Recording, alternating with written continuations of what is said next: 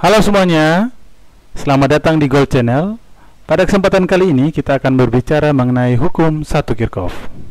Untuk memahami hukum satu Kirchhoff, dapat kita perhatikan simulasi berikut ini. Rangkaian yang kita lihat adalah rangkaian terbuka, di mana arus belum mengalir. Agar arus mengalir, dapat kita membuatnya menjadi rangkaian tertutup dengan menghubungkan kawat yang satu dengan kawat yang lain dengan saklar, dengan mengonkan saklar. Nah, sekarang dapat kita lihat arus mengalir dari potensial tinggi, yaitu kutub positif, menuju potensial rendah, yaitu kutub negatif. Nah, berbicara mengenai hukum satu Kirchhoff, berarti kita berbicara mengenai besarnya kuat arus listrik yang masuk dan keluar pada suatu titik cabang. Nah, di sini jadi hukum satu Kirchhoff berkaitan dengan besarnya kuat arus listrik yang masuk pada titik cabang dan keluar pada titik cabang itu pula. Karena berkaitan dengan besarnya kuat arus listrik, maka dari itu, karena ini merupakan rangkaian, berarti kita dapat menentukan besarnya kuat arus listrik yang masuk pada titik cabang ini dengan menggunakan amperemeter. Masih ingat ya, amperemeter dirangkai secara seri terhadap beban ataupun sumber tegangan yang kita ukur besar kuat arus listriknya.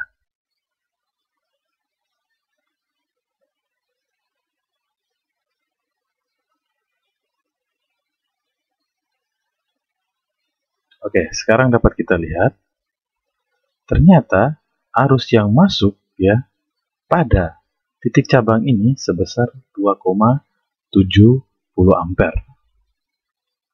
Nah, berapakah yang keluar? Karena pada cabang yang keluar itu merupakan 3 buah cabang. Yang kita dapat lihat adalah 3 buah cabang. Nah, maka dari itu sama juga hal yang kita lakukan dengan cara memasang amperemeter pada setiap cabang.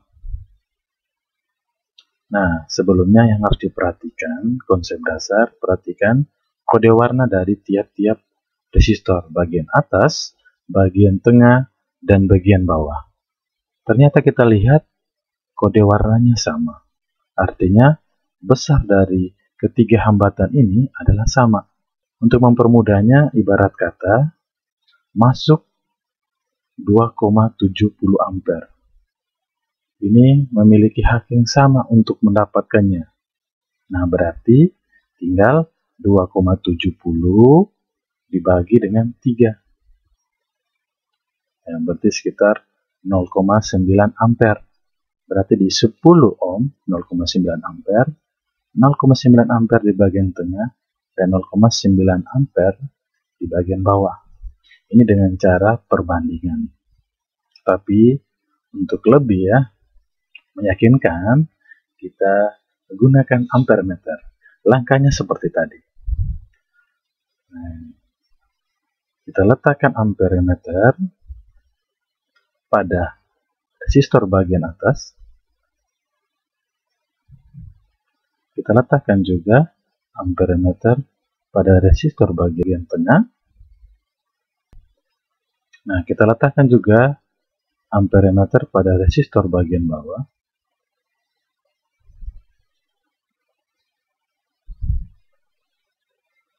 Nah, dapat kita lihat jawabannya, betul kan? Jadi untuk menentukannya, kalau misalkan tidak mau menggunakan alat ukur dalam soal, dapat kita buat perbandingan. Ya, walaupun bebannya memiliki besar hambatan yang berbeda juga bisa. Nah, dia juga menggunakan alat ukur dan juga bisa menggunakan konsep ya yang akan kita pelajari, yaitu konsep pada hukum Ohm, pada rangkaian seri dan paralel. Nah, sekarang kita lihat pada bagian atas 0,9, pada bagian tengah 0,9, pada bagian bawah 0,9. Artinya, ketika masuk sebesar 2,70, terpecah bagian atas, pecah cabang pertama 0,9, pecah bagian kedua 0,9, pecah bagian ketiga 0,9. Nah, sekarang kalau kita jumlahkan, nilainya adalah 2,70 pula.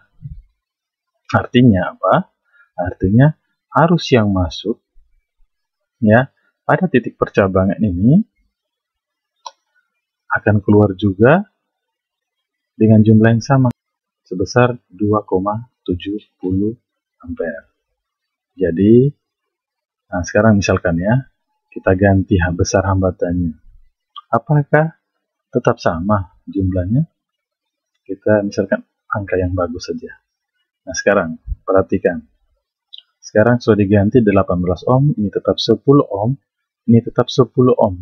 Dapat kita lihat, tentunya arus yang masuk sudah bukan lagi 2,70, sudah berubah 2,30 ampere. Nah, tapi ketika sudah keluar akan terpecah menjadi 0,5, 0,9 dan 0,9. Kalau kita totalkan, berarti jumlahnya sebesar 2,30 ampere juga.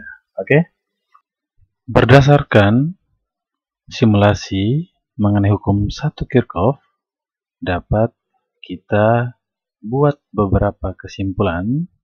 Yang pertama, bunyi dari hukum 1 Kirchhoff, yakni jumlah arus yang masuk ke suatu titik sama dengan jumlah arus yang keluar dari titik cabang tersebut.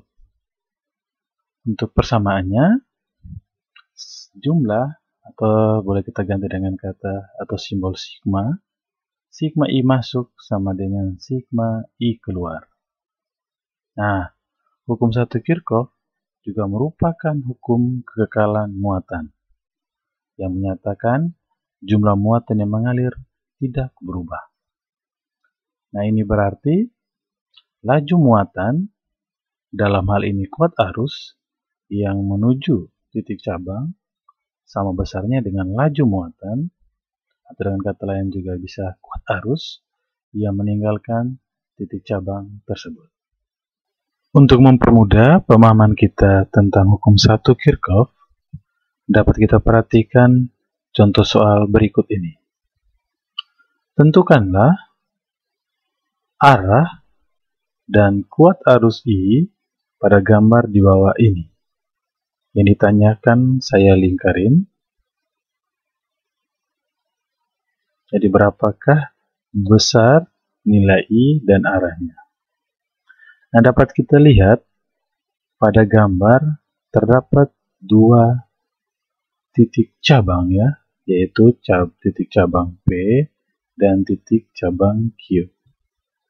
Nah, untuk menyelesaikannya, dapatlah kita membuat permisalan pada cabang PQ. Kita misalkan arus yang keluar dari cabang P dan masuk cabang Q sebesar IPQ. Nah, karena ditanyakan di cabang Q, maka yang pertama kita perhatikan adalah cabang P. Dengan menggunakan hukum ya 1 Kirchhoff, yaitu jumlah arus masuk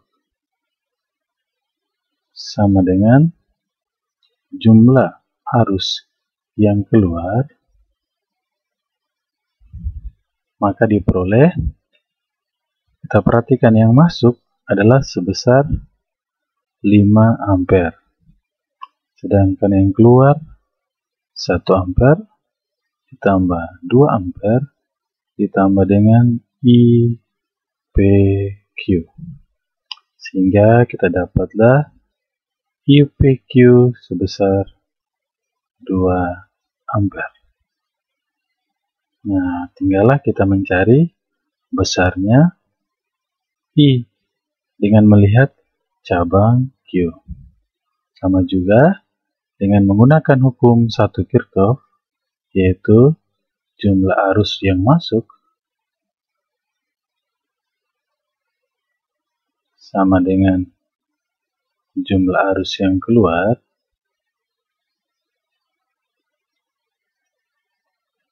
Nah, pada cabang Q yang masuk adalah IPQ tambah 3 ampere ya, tambah 3 ampere. Kita misalkan juga ditambah dengan I saja, nggak apa-apa. Sama dengan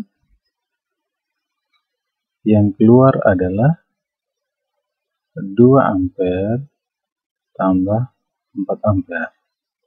Nah, kita tahu IPQ tadi sebesar 2 ampere, berarti 2 tambah 3 tambah I yang ditanyakan sama dengan 6. Sehingga dapatlah I sama dengan 1 ampere. Ingat, di sini bernilai positif. Artinya, jika ditanyakan arah, berarti arahnya sudah benar yang kita misalkan, yaitu harus masuk ke titik cabang Q. Oke? Jadi besarnya I adalah sebesar 1 ampere dengan arah masuk titik cabang Q. Bagaimana? Mudah kan untuk hukum 1 Kirchhoff? Terima kasih, semoga dipahami. Jangan lupa untuk like dan subscribe.